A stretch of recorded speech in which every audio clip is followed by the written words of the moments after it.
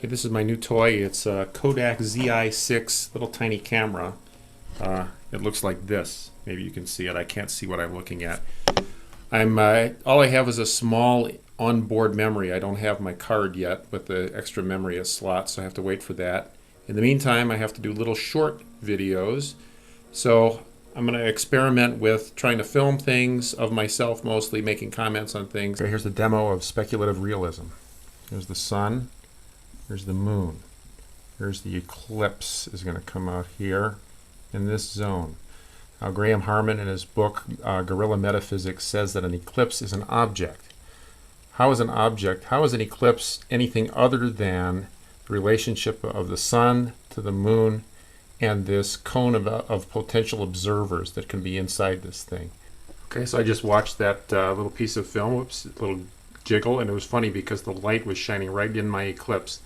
Okay, so here's what I had in mind. The eclipse, the cone of the eclipse zooming in is here. And it seems like this object, the eclipse, is defined entirely by this relationship here. The eclipse exists only when this object and the potential observer are all on the scene at once. There's nothing beyond that.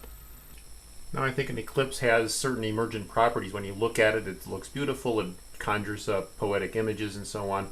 But it seems to be that the whole thing is a relational thing. It's hard to imagine what sort of essence of the eclipse recedes from view that is defined by anything other than the relationships between the various objects. For Lacan, just because I know the words eclipse and sun and moon and observer and so on, I'm disconnected. I'm castrated from the reality of the eclipse. For Harman, it's like the eclipse itself withdraws, regardless of whether there's anybody observing or talking about it. Just by being in relationship, the sun, the moon, the shadows, all the rest of these things retreat from each other. Here's the book. I like the book.